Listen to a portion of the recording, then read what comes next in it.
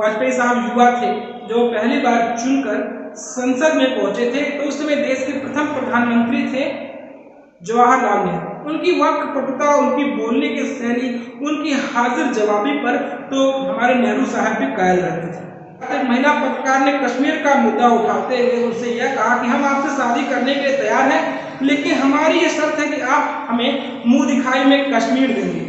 महिला पत्रकार की यह बात सुनने के बाद हाजिर जवाबी अटल जी ने कहा कि मैं शादी के लिए तैयार हूं, लेकिन मुझे दहेज में पूरा पाकिस्तान चाहिए।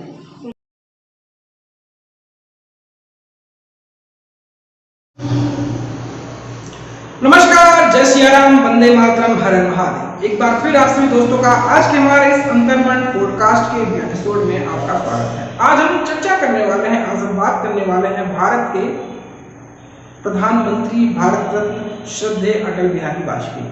आज 25 दिसंबर है और 25 दिसंबर के दिन ही हम अटल बिहारी वाजपेयी को याद करते हैं।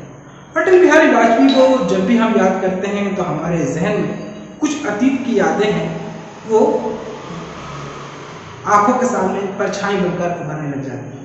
हम जब भी अटल बिहारी वाजपेयी को याद करते हैं तो 1999 का कारगिल वार, वो जब पाकिस्तान द्वारा भारत के पीठ पर खंजर भोंके गए थे, वो बस डिप्लोमेसी, वो हम बात करें परमाणु परीक्षण, पोखरण, तमाम तरह की बातें, तमाम तरह की कहानियां हमारे जहन में गोता लगाने लग जाती हैं। वाजपेयी जी एक बेहतरीन पॉलिटिशियन थे, एक बेहतरीन कवि थे और एक बेहतरीन शख्सियत थे।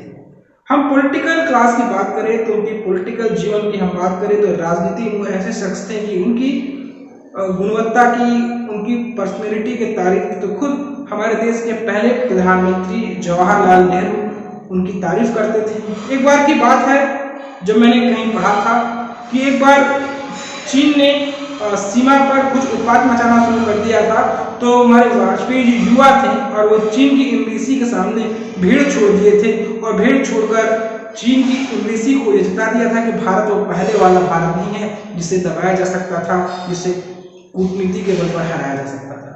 वो तमाम तरह की बातें थी, तमाम तरह की कहानियां थी।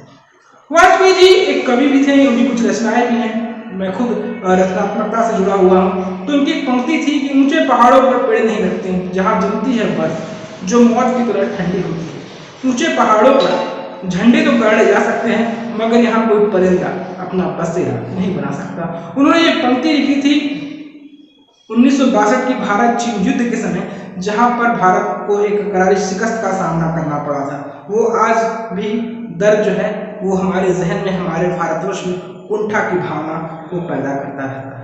तो हम बात कर रहे हैं अटल बिहारी वाजपेयी। अटल बिहारी वाजपेयी के बारे में लोग कहते हैं कि अटल बिहारी वाजपेयी ने कभी शादी नहीं की। उनकी जिंदगी में कई लोग आए, लेकिन वो जिंदगी में उन्होंने निकाहनामा मंजूर नहीं किया।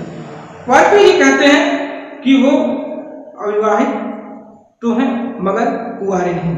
आज चलिए इन्हीं बातों पर हम विश्लेषण करेंगे, इन पर विस्तार से हम चर्चा करेंगे। भारत के 3 बार प्रधानमंत्री रहे श्रद्धेय अटल बिहारी वाजपेयी की आज 99वीं जयंती है। वाजपेयी की जयंती पर उन्हें लोग याद कर रहे हैं। देश भर में श्रद्धांजलि अर्पित की जा रही है। प्रधानमंत्री नरेंद्र मोदी ने अटल बिहारी वाजपेयी को खास अंदाज में याद किया। पीएम मोदी ने वाजपेयी का एक वीडियो शेयर किया, उनके बारे में अपने विचार साझा किए। इसके साथ ही पीएम मोदी ने अटल बिहारी वाजपेयी की समाधि सदैव अटल पहुंचकर उन्हें श्रद्धांजलि भी अर्पित की। पीएम मोदी के साथ रक्षा मंत्री राजनाथ सिंह, लोकसभा के स्पीकर ओम बिरला, बीजेपी अध्यक्ष जेपी नड्डा, पूर्व राष्ट्रपति रामनाथ कोविंद भी अटल बिहारी वाजपेयी को श्रद्धांजलि देने पहुंचे थे। वहीं दूसरी तरफ विभिन्न राज्यों में बीजेपी की सरकारें अटल बिहारी वाजपेयी की जयंती को सुशासन दिवस के रूप में मना रही है। तो आइए इसी कड़ी में आज हम अटल बिहारी वाजपेयी से जुड़ी एक गजब किस्सा भी जानते हैं। ये किस्सा वाजपेयी की शादी से जुड़ा हुआ है। जैसा मैंने पहले कहा कि वाजपेयी जी ने कहा था कि अविवाहित तो हैं मगर कुंवारे नहीं। अटल बिहारी वाजपेयी ने शादी के सवाल पर दिया था ऐसा जवाब। सभी जानते हैं कि अटल बिहारी वाजपेयी ने शादी नहीं की। जहां ऐसे में अक्सर शादी को लेकर सवाल किए जाते थे, तो पत्रकार बातों ही बातों में अटल बिहारी वाजपेयी की शादी का सवाल छेड़ देते थे। लेकिन हम बात करें वाजपेयी तो ठहरे वाजपेयी जी। वाजपेयी जी चतुराई से पत्रकार शादी का जवाब खंगालने की कोशिश करते होते थे, उससे ज्यादा चतुर तो वाजपेयी जी अपने जवाब डालते थे। शादी के सवाल पर अटल बिहारी वाजपेयी का एक जवाब सबसे ज्यादा चर्चित है। शादी के सवाल पर एक बार अटल बिहारी वाजपेयी ने कहा था, मैं अविवाहित हूँ लेकिन कुंवारा नहीं। अटल ने जवाब पर पत्रकार कुछ नहीं बोल पाए थे और वो बस मौन होकर वो बस उन्हें देखते रह गए थे। दरअसल जब मैं वाजपेयी जी की बात कर रहा हूँ, अटल बिहारी वाजपेयी, सवाल किया गया कि वाजपेयी जी आप अब तक कुंवारे क्यों हैं? इस पर उन्होंने जवाब दिया कि साथ ही उन्होंने कहा कि आदर्श पत्नी की खोज में। पत्रकार ने खुद पूछा, क्या वो मिली नहीं? इस पर वाजपेयी ने जवाब दिया, मिली तो थी लेकिन उसे भी आदर्श पति की तलाश थी। बातों में माहिर अटल बिहारी वाजपेयी ने खास बात हमेशा रही कि वो कभी सवालों पर झुंझलाए नहीं, कोई सार्वजनिक राजनीतिक मुद्दा हो या पर्सनल, अटल बिहारी वाजपेयी अपने लहजे से सबको कायल कर देते थे। यही कारण है कि अटल बिहारी वाजपेयी को राजनीति का सबसे शानदार वक्ता माना जाता है। अटल बिहारी वाजपेयी की बोलने की कला उन्हें औरों से बिल्कुल जुदा बनाती है। आज वाजपेयी जी की जन्म के 99 वर्ष हो गए हैं। अटल बिहारी वाजपेयी दुनिया में नहीं है। 2018 में लंबी बीमारी से जूझते हुए वो दिवंगत हो गए। अगर वाजपेयी जी आज होते तो 99 वर्ष के हो जाते। तो अटल बिहारी वाजपेयी की जिंदगी में कई कहानियां आई, कई चर्चाएं आई। उनकी एक जिंदगी की एक अहम कहानी है, उनकी लव स्टोरी है, उसके बारे में भी हम बात करते हैं। अटल बिहारी वाजपेयी ने शादी नहीं की, ये तो सबको पता है, लेकिन वाजपेयी की लव स्टोरी के बारे में शायद कम लोगों को ही पता। बताते हैं कि अटल बिहारी वाजपेयी की लव स्टोरी की चर्चा अभी खूब है। हिस्से में लोग उसके बारे में बातें तो बहुत ही ज्यादा करते हैं। अटल बिहारी वाजपेयी की लव स्टोरी के बारे में बोले तो कहा जाता है कि मिसेज कॉल प्रधानमंत्री आवास में अटल बिहारी वाजपेयी के साथ ही रहती थी, लेकिन पत्नी के दर्जे से नहीं। दोनों का रिश्ता बना ही रहा बेनाम का। हालांकि दोनों में दोस्ती के दर्जे की बात होती रही। एक बार मिसेज कॉल को लेकर अटल बिहारी वाजपेयी से सवाल भी कर दिया गया था कि 1978 में जब वाजपेयी विदेश मंत्री थे तो वो चीन और पाकिस्तान से लौटकर प्रेस कॉन्फ्रेंस कर रहे थे। वो दौर था 16 मई से 1 जून 1996 तक। पहली बार प्रधानमंत्री रहे थे। इसके बाद फिर 1998 से मार्च 1999 तक 13 महीनों के लिए प्रधानमंत्री रहे और फिर 19 मार्च 1999 से 22 मई 2004 तक पूर्णकालीन भारत के वो पहले गैर कांग्रेसी प्रधानमंत्री थे। वो पहले गैर कांग्रेसी प्रधानमंत्री थे भारतवर्ष में जिन्होंने अपना 5 वर्ष का कार्यकाल पूर्ण किया। आपको पता हो कि अटल बिहारी वाजपेयी को प्रधानमंत्री रहते ही भारत को परमाणु शक्ति संपन्न राष्ट्र बना था। अटल बिहारी वाजपेयी के नेतृत्व में भारतीय परमाणु परीक्षण हुआ। 11 और 13 मई 1998 को पोखरण में 5 भूमिगत परमाणु संपन्न परीक्षण किए गए। इसकी इतनी गोपनीय था कि किसी को पता भी न चला। अति विकसित जासूसी उपग्रह और तकनीकी संपन्न पश्चिम राष्ट्रों को इसकी भनक तक नहीं लगी। यही नहीं, इसके बाद पश्चिमी देशों द्वारा भारत पर अनेकों प्रकार के प्रतिबंध भी लगाए गए, लेकिन अटल बिहारी वाजपेयी ने सबका दृढ़तापूर्वक सामना करते हुए आर्थिक विकास की ऊंचाइयों को छुआ। अटल बिहारी वाजपेयी का निधन 16 अगस्त 2018 को हो गया था। वाजपेयी उम्र संबंधी कई बीमारियों से जूझ रहे थे। एक संबंध ये भी है कि चुनाव के दौरान उन्होंने खुद को बिहारी बताया था। कहा था कि मैं यहाँ बिहार में प्रचार करने के लिए आया हूँ, तो लोग उन्हें बाहरी कह रहे हैं। अरे भैया, मेरे जो माँ बाप ने मेरे जन्म के साथ मेरे नाम में बिहारी जोड़ दिया था। वो था साल 2004 में। खुद अटल बिहारी वाजपेयी ने बिहार में चुनावी सभा को संबोधित करते हुए कहा था, मन से बात कही कि मैं अटल होने के साथ बिहारी भी हूँ। उनकी इस बात से लोगों को बहुत प्रभावित किया और सभा स्थल पर खूब तालियां भी बजी।